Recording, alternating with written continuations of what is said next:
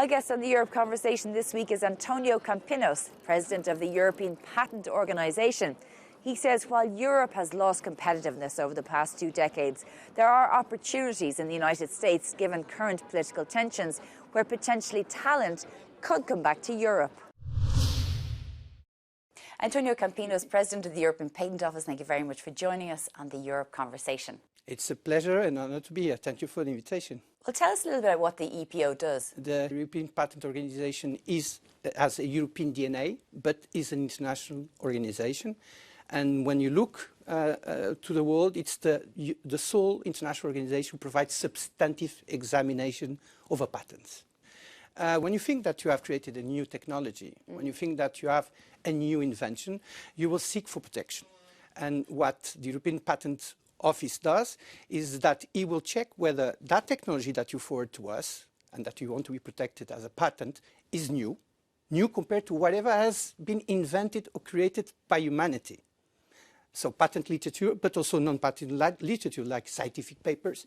If it has an inventive step, what is an inventive step? Is that invention is not obvious for an expert in the field. And then you can apply that technology to industry.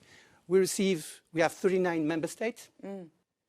So we almost have all European countries. We go beyond the EU, obviously. We have member states like Turkey or Norway.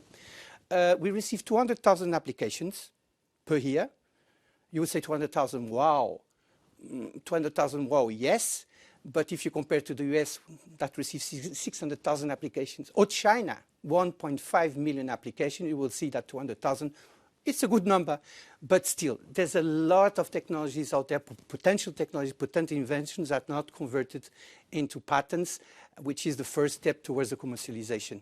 Yeah, so, I mean, why is it that Europe has been losing competitiveness and is not competing with the likes of the United States and China? I mean, it's a really big problem for Europe right now. Well, I think that in Europe, we had too much a legal approach to the matter. Patents is very much taught in universities on a legal perspective. In the US, it's rather the contrary. It's very much linked to the technology.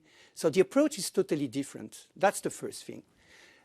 The second thing is that, of course, we struggle into bringing ideas into the market. And the patent is really at the middle road. We have like 700,000 scientific publications per year in Europe. To give you another comparison, the Americans would have 500,000. The Chinese, 900,000. But when you see then the patent application, you will see that we struggle to convert all this knowledge into successful commercial viable products. And why is that? I mean, so we have these sort of ideas, but we're not able to translate it into the market. Well, we have a different risk appetite than the US, for instance. The US do not fear to fail. Failing for the US is the first attempt to success. Yeah. Here in Europe, we have this approach of when you fail, you are like almost marginal.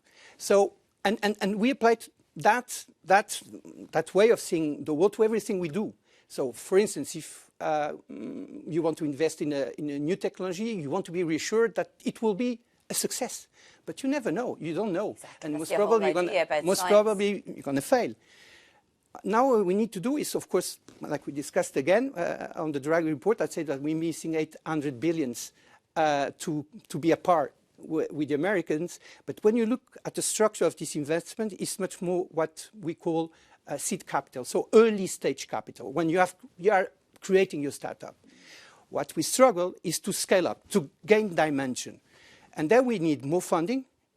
We need more risk appetite, because if you want to be sure that you're going to have a successful scaling up, I mean, maybe 1 in 100 startups are created will be successful, will be one day a 1 billion startup, what we call a unicorn. So we need to invest more in the scaling up, and 2 more things. First, retaining our startups. It is estimated, I think, that 30%, it's on the Draghi report, 30% of our unicorns, so 1 billion euros startup, so to say, move their headquarters abroad, mostly to the US. So we need to retain them. You know, the Americans have a logo. They say, invented here, produced here. Yeah. So we need to start thinking the same way. What is invented in Europe needs to be produced in Europe. And now with the geopolitical tensions, we might even have a strategic opportunity to attract talent, attract researchers, attract talented, gifted people from the US to Europe. But where do you think the EU can maybe seek opportunities given the political atmosphere at the moment? As I said, I think that we need to rely more and more and more on ourselves. There's a limit to what we can rely on ourselves. For instance, we don't have raw materials. We have little raw materials, so we need to diversify to whom we buy the raw materials that we need to build the ships that are so important for the electric cars. So we need to look into ourselves, look into the single market, the internal market, and remove any administrative barrier that still exists when you want to import and export within the external market. And believe me, there's a lot of barrier. First barrier is the lack of trust. So if, for instance, you want to develop a new technology and you need to apply for funding, for public funding to the IC, ESMEA, who are doing a terrific job, by the way. I mean, the number of formulas that you need to fill, the number of declarations you need to provide, it's like 20% of the time that you should be dedicated to investigation to filling form. We have to stop that. We need to cut the red tape. We need to simplify our legislation. So the criticisms of the EU is constantly about red tape. I mean, regulations are important, but is it essentially that we're not matching the regulation with the innovation? I mean, in a way, I think that it went too far. Okay. It tilts the balance in one side. For instance, if you take our competition law or competition rules, they are there to protect free competition, good thing. They are there to protect consumers, good thing. But tell me, how many tech giants we have in Europe? In the IT area, for instance? How many big providers of cloud services we have in Europe? So maybe the competition law should be when we compete within Europe. But we need to create the right incentives to create technological giants. If you look at the 50 most important companies in the world, Europeans, we have 4. And this is also because of the competition law. So we need to see where to apply this competition law. As I say, if it's within the single market, it's fine. But if you want to compete with the US and China, you need to have the right incentives and the right approach, concentration approach, in order to gain the same dimension that the Chinese and the Americans. You know, one of the things I wanted to ask you about, because we mentioned in the Mario Draghi report, he's calling for 800 billion euros a year investment. That is a moment. Do you believe that the EU is finally grabbing this opportunity? Because at the same time, he and President Macron have said that the European way of life is mortal and could die if we don't. Absolutely. I totally agree with the statement. I mean, we have the most expensive social model. I mean, how many days of holidays you have? Oh, I have. Like 30. Yeah. I mean, in 15 years from now, I will have a pension. I have a social security coverage that is amazing. When you look at what the Americans have, they don't have even half of what we have. But we need to finance that. And to finance that, there's no other way to be more competitive. To gain competitive, you need to be innovative. To be innovative, you need technologies. And that will bring the increases in productivity that we need to finance these 800 billions, or maybe finance the Europe of space, of Europe of defense.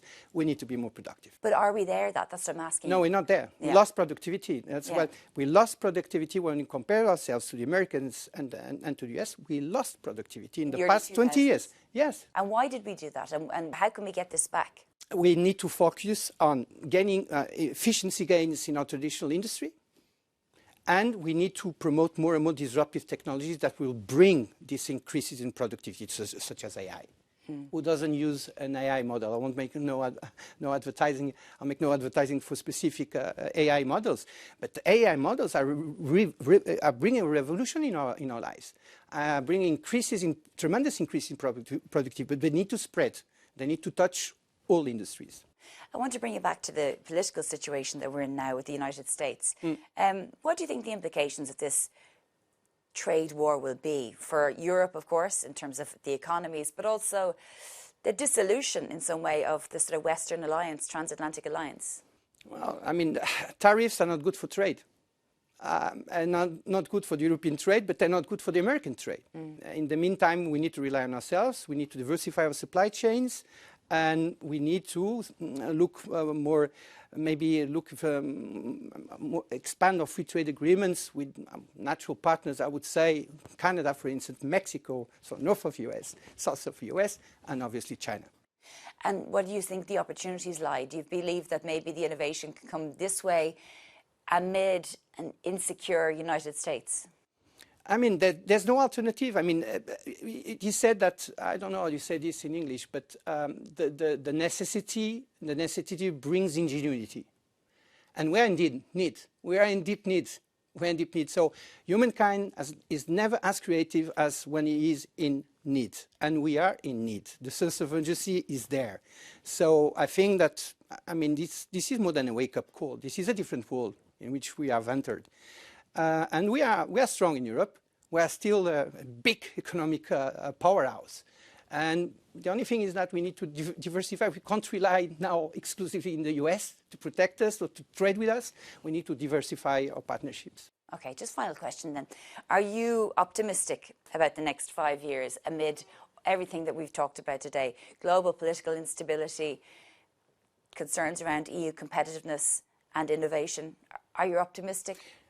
I think, to be honest, it's not a matter of being optimistic or not optimistic. The matter is that we will be somewhere in 5 years from now. And if we have noticed that something very wrong happened and will not happen. Europe has a strong history. Europe will be there in 5 years from now. We have a longer history than the Americans, I think. Okay. By my own calculations. Antonio Campinos, President so much. of the European Patent Organization. Thank you very much for joining us. Thank you. It was a pleasure. Thank you.